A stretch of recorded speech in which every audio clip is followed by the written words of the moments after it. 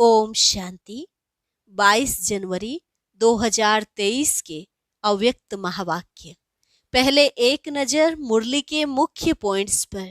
आज बाप दादा ने कहा, हे ज्ञानी तू आत्मा, योगी तू आत्मा बच्चे, सिर्फ ज्ञान सुनने और सुनाने के निमित्त बने हो या ज्ञान स्वरूप भी बने हो।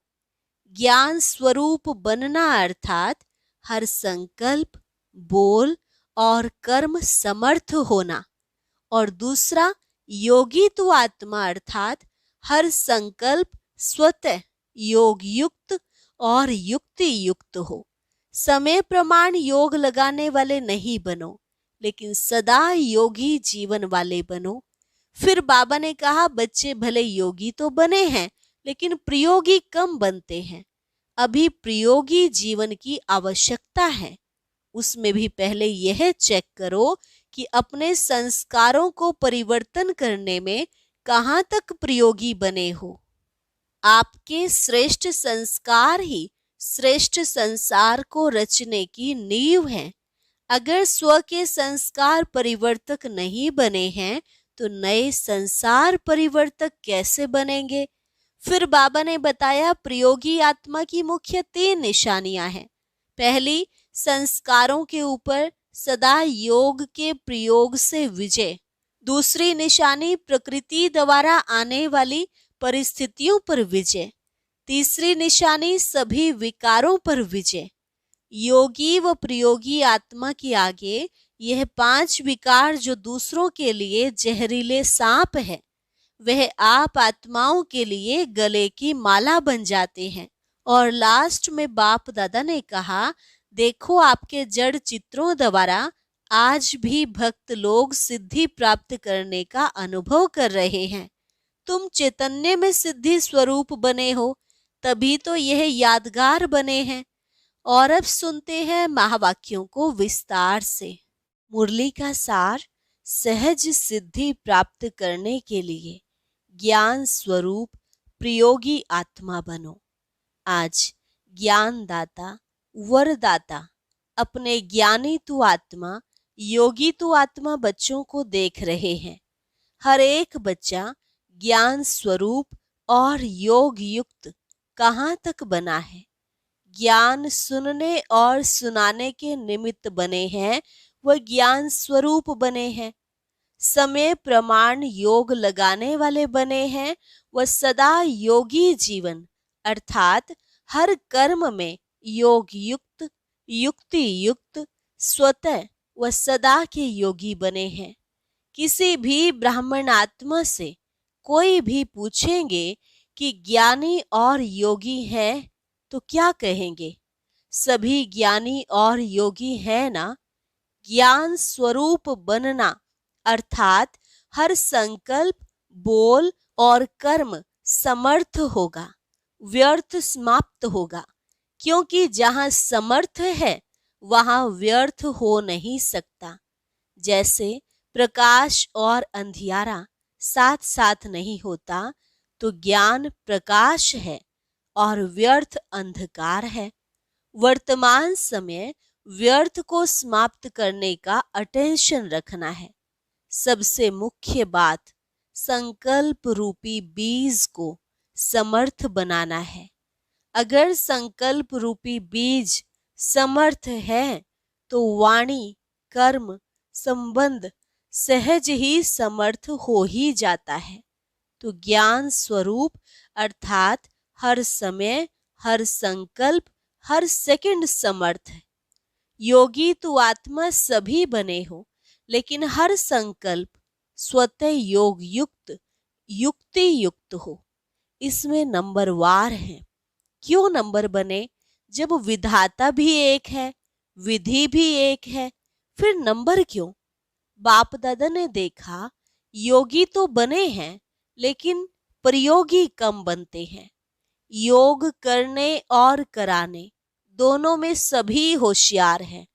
ऐसा कोई है जो कहे कि योग कराना नहीं आता? जैसे योग करने कराने में योग्य हो, ऐसे ही प्रयोग करने में योग्य बनना और बनाना, इसको कहा जाता है योगी जीवन अर्थात योग युक्त जीवन। अभी प्रयोगी जीवन की आवश्यकता है। जो योग की परिभाषा जानते हैं, वर्णन करते हो, वो सभी विशेषताएं प्रयोग में आती हैं। सबसे पहले अपने आप में यह चेक करो कि अपने संस्कार परिवर्तन में कहाँ तक प्रयोगी बने हो, क्योंकि आप सबके श्रेष्ठ संस्कार ही श्रेष्ठ संसार के रचना की नींव है। अगर नींव मजबूत है तो अन्य सभी बातें स्वतः मजबूत हुई ही पड़ी हैं। तो यह देखो कि संस्कार समय पर कहाँ धोखा तो नहीं देते हैं। श्रेष्ठ संस्कार को परिवर्तन करने वाले कैसे भी व्यक्ति हो, वस्तु हो, परिस्थिति हो, योग के प्रयोग करने वाली आत्मा को श्रेष्ठ से साधारणता में हिला नहीं सकते। ऐसे नहीं कि बात ही ऐसी थी, व्यक्ति ही ऐसा था, वायुमंडल ही ऐसा था, इसलिए श्रेष्ठ संस्कार को परिवर्तन कर साधारण व व्यर्थ बना दिया। तो क्या इसको प्रयोगी आत्मा कहेंगे? अगर समय पर योग की शक्तियों का प्रयोग नहीं हुआ तो इसको क्या कहा जाएगा? तो पहले इस फाउंडेशन को देखो कि कहाँ तक समय पर प्रयोगी बने हैं। अगर स्व के संस्कार परिवर्तक नहीं बने हैं तो नए संसार परिवर्तक कैसे बनेंगे? प्रयोगी आत्मा की पहली निशानी है संस्कार के ऊपर सदा प्रयोग में विजयी। दूसरी निशानी प्रकृति द्वारा आने वाली परिस्थितियों पर योग के प्रयोग द्वारा विजयी। समय प्रति समय प्रकृति की हलचल भी योगी आत्मा को अपनी तरफ आकर्षित करती है। ऐसे समय पर योग की विधि प्रयोग में आती है। कभी योगी पुरुष को व पुरुषोत्तम आत्मा को प्रकृति प्रभावित तो नहीं करती, क्योंकि ब्राह्मण आत्माएं पुरुषोत्तम आत्माएं हो। प्रकृति पुरुषोत्तम आत्माओं की दासी है। मालिक दासी के प्रभाव में आ जाए, इसको क्या कहेंगे? आजकल पुरुषोत्तम आत्माओं को प्रकृति साधनों और सैल्वेशन के रूप में प्रभावित करती है। साधन व सैल्वेशन के आधार पर योगी जीवन है। साधन व सैल्वेशन कम तो योग युक्त भी कम। इसको कहा जाता है प्रभावित होना।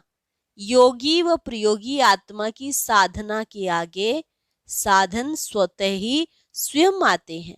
साधन साधना का आधार नहीं हो, लेकिन साधना साधनों को स्वतः आधार बनाएगी। इसको कहा जाता है प्रयोगी आत्मा। तो चेक करो संस्कार परिवर्तन विजयी और प्रकृति के प्रभाव के विजयी कहाँ तक बने हैं। तीसरी निशानी है विकारों पर विजयी।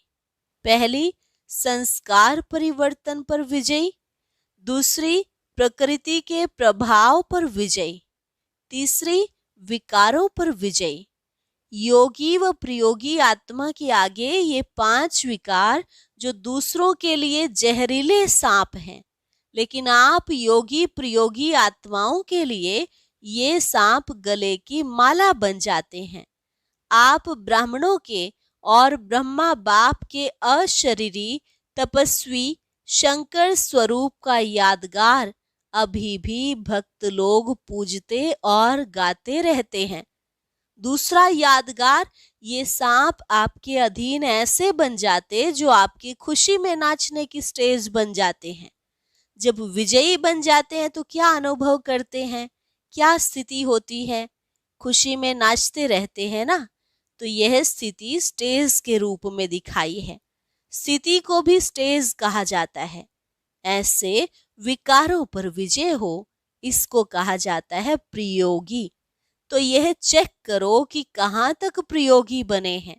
अगर योग का समय पर प्रयोग नहीं, योग की विधि से समय पर सिद्धि नहीं, तो यथार्थ विधि कहेंगे।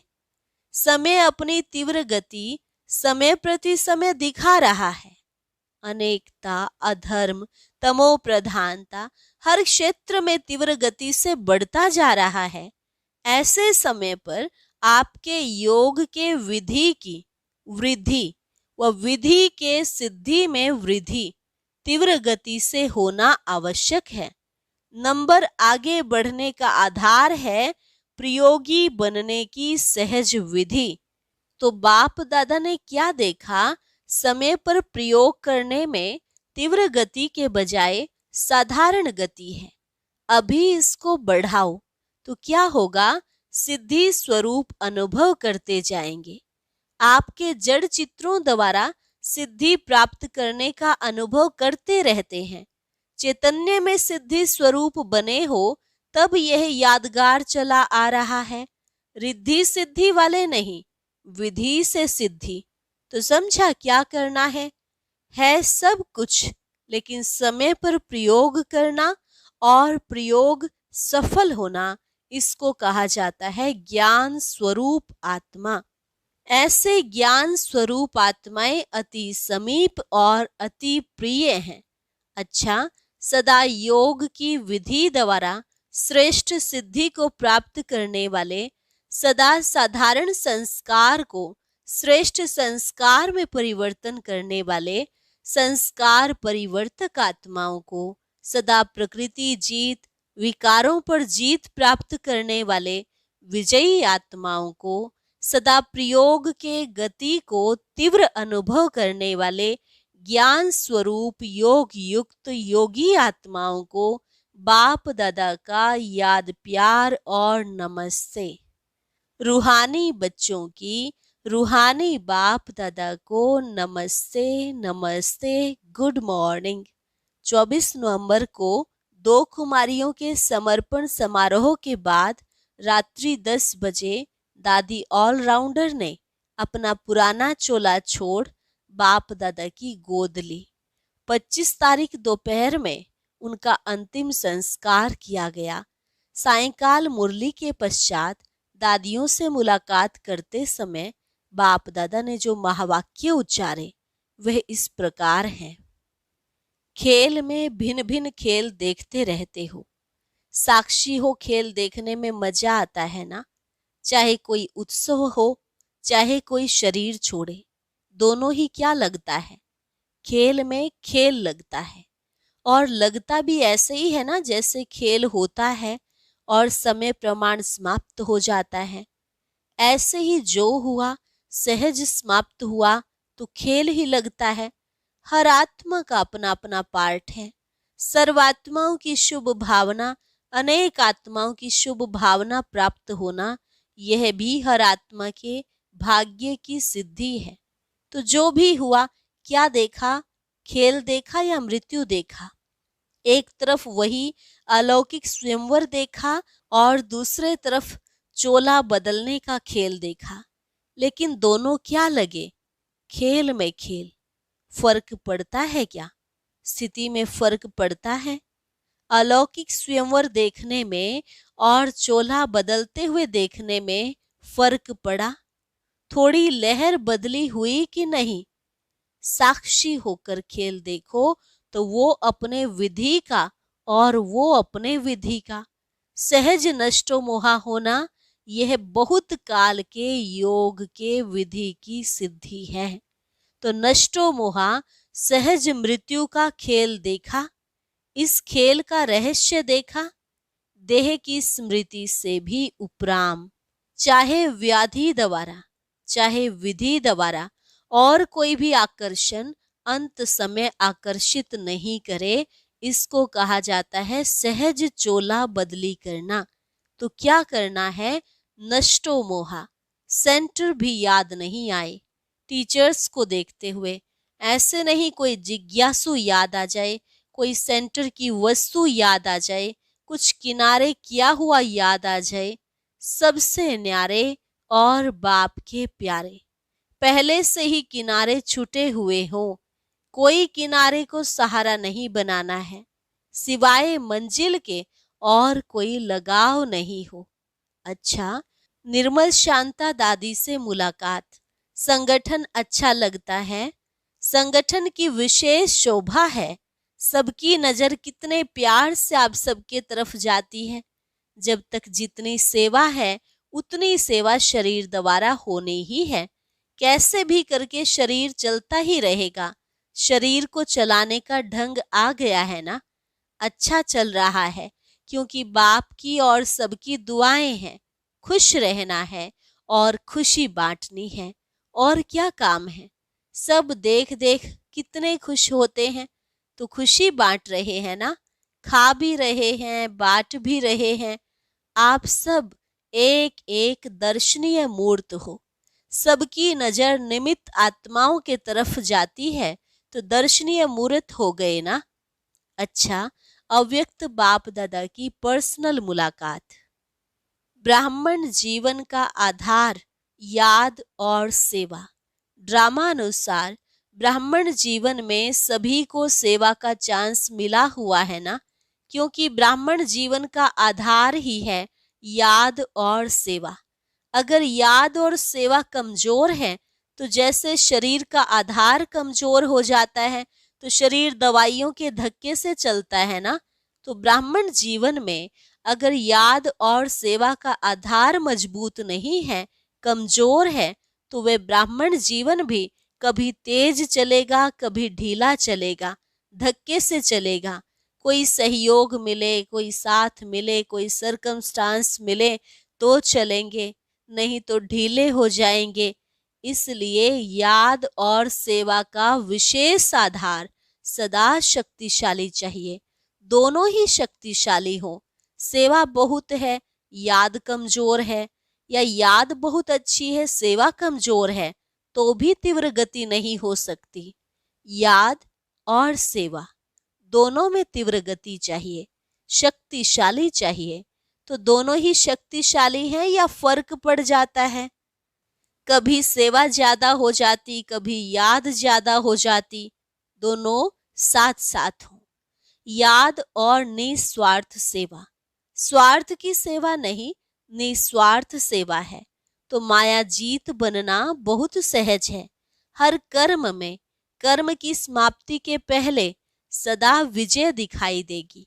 इतना अटल निश्चय का अनुभव होगा कि विजय तो हुई पड़ी है। अगर ब्राह्मण आत्माओं की विजय नहीं होगी तो किसकी होगी? क्षत्रियों की होगी क्या? ब्राह्मणों की विजय है ना। क्वेश्चन मार्क नहीं होगा। कर तो रहे हैं, चल तो रहे हैं, देख लेंगे, हो जाएगा, होना तो चाहिए, तो ये शब्द नहीं आएंगे। पता नहीं क्या होगा, होगा या नहीं होगा, यह निश्चय के बोल हैं।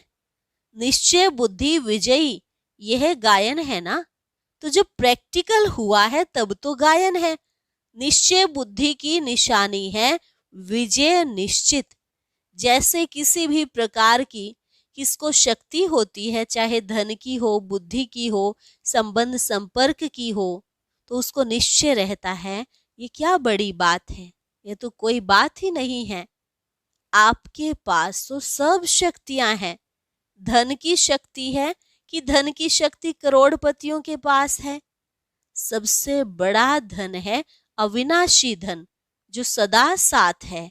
तो धन की शक्ति भी है, बुद्धि की शक्ति भी है, पोजीशन की शक्ति भी है। जो भी शक्तियां गाई हुई हैं, सब शक्तियां आप में हैं, है या कभी प्राय लोप हो जाती हैं। इन्हें इमर्ज रूप में अनुभव करो। ऐसे नहीं, हाँ हूं तो सर्वशक्तिमान का बच्चा, लेकिन अनुभव नहीं होता। तो सभी भरपूर हो कि थोड़ा थोड़ा खाली हो। समय पर विधि द्वारा सिद्धि प्राप्त हो। ऐसे नहीं समय पर हो नहीं और वैसे नशा हो कि बहुत शक्तियां हैं। कभी अपनी शक्तियों को भूलना नहीं, यूज करते जाओ। अगर स्व प्रति कार्य में लगाना आता है तो दूसरे के कार्य में भी लगा सकते हैं। पांडवों में शक्ति आ गई या कभी क्रोध आता है? थोड़ा थोड़ा क्रोध आता है। कोई क्रोध करे तो क्रोध आता है, कोई इंसल्ट करे तो क्रोध आता है। यह तो ऐसे ही हुआ जैसे दुश्मन आता है तो हार होती है। माताओं को थोड़ा थोड़ा मोह आता है। पांडवों को अपने हर कल्प के विजयीपन की सदा खुशी इमर्ज होनी चाहिए। कभी भी कोई पांडवों को याद करेंगे तो पांडव शब्द से विजय सामने आएगी ना। पांडव अर्थात विजयी। पांडवों की कहानी का रहस्य ही क्या है? विजय है ना। तो हर कल्प के विजयी इमर्ज रूप में नशा रहे, मर्ज नहीं। अच्छा, दूसरा, सर्व द्वारा मान प्राप्त करने के लिए निर्माण बनो। सभी अपने को सदा कोटों में कोई और कोई में भी कोई श्रेष्ठ आत्मा अनुभव करते हो कि कोटों में कोई जो गाया हुआ है वो और कोई है या आप ही हो। तो कितना एक एक आत्मा का महत्व है, अर्थात हर आत्मा महान है। तो जो जितना महान होता है, महानता की निशानी जितना महान उतना निर्माण, क्योंकि सदा भरपूर आत्मा है। जैसे वृक्ष के लिए कहते हैं ना, जितना भरपूर होगा उतना झुका हुआ होगा और निर्माणता ही सेवा करती है। जैसे वृक्ष का झुकना सेवा करता है, अगर झुका हुआ नहीं होगा तो सेवा नहीं करेगा। तो एक तरफ महानता है और दूसरे तरफ निर्माणता है, और जो निर्माण रहता है वह सर्व द्वारा मान पाता है। स्वयं निर्माण बनेंगे तो दूसरे मान देंगे। जो अभिमान में रहता है उसको कोई मान नहीं देते, उससे दूर भागेंगे। तो महान और निर्माण है या नहीं है, उसकी निशानी है कि निर्माण सबको सुख देगा। जहां भी जाएगा, जो भी करेगा, वह सुखदायी होगा। इससे चेक करो कि कितने महान हैं। जो भी संबंध संपर्क में आए, सुख की अनुभूति करे। ऐसे हैं या कभी दुख भी मिल जाता है। निर्माणता कम तो सुख भी सदा नहीं दे सकेंगे। तो सदा सुख देते सुख लेते या कभी दुख देते दुख लेते। चलो देते नहीं लेकिन ले भी लेते हो। थोड़ा फील होता है तो ले लिया ना। अगर कोई भी बात किसी की फील हो जाती है तो इसको कहेंगे दुख लेना। लेकिन कोई दे और आप नहीं लो, यह तो आपके ऊपर है ना। जिसके पास होगा ही दुख, वो क्या देगा? दुख ही देगा ना। लेकिन अपना काम है सुख देना और सुख लेना। ऐसे नहीं कि कोई दुख दे रहा है तो कहेंगे मैं क्या करूं, मैंने नहीं दिया लेकिन उसने दिया। अपने को चेक करना है, क्या लेना है क्या नहीं लेना है। लेने में भी होशियारी चाहिए ना। इसलिए ब्राह्मण आत्माओं का गायन है, सुख के सागर के बच्चे सुख स्वरूप सुख देवा है। तो सुख स्वरूप सुख देवा आत्माएं हो। दुख की दुनिया छोड़ दी, किनारा कर लिया, या अभी तक एक पांव दुख धाम में है, एक पांव संगम पर है। ऐसे तो नहीं कि थोड़ा थोड़ा वहां बुद्धि रह गई है। पांव नहीं है लेकिन थोड़ी उंगली रह गई है। जब दुख धाम को छोड़ चले तो ना दुख लेना है ना दुख देना है। अच्छा, वरदान। उड़ती कला द्वारा बाप समान ऑल राउंड पार्ट बजाने वाले चक्रवर्ती भव। उड़ती कला द्वारा बाप समान ऑल राउंड पार्ट बजाने वाले चक्रवर्ती भव। जैसे बाप ऑल राउंड पार्ट धारी हैं, सखा भी बन सकते तो बाप भी बन सकते। ऐसे उड़ती कला वाले जिस समय जिस सेवा की आवश्यकता होगी उसमें संपन्न पार्ट बजा सकेंगे। इसको ही कहा जाता है ऑल राउंड उड़ता पंछी। वे ऐसे निर्बंधन होंगे जो जहां भी सेवा होगी वहां पहुंच जाएंगे। हर प्रकार की सेवा में सफलता मूर्त बनेंगे। उन्हें ही कहा जाता है चक्रवर्ती ऑल राउंड पार्टधारी। स्लोगन। एक दो की विशेषताओं को स्मृति में रख फेथफुल बनो तो संगठन एक मत हो जाएगा। एक दो की विशेषताओं को स्मृति में रख फेथफुल बनो तो संगठन एक मत हो जाएगा। अच्छा, ओम शांति। आज बाबा का एक नया गीत रिलीज हुआ है, सभी भाई बहनें इसे जरूर सुने। अभी गीत को सुनने के लिए ऊपर दिए गए बॉक्स पर क्लिक करें।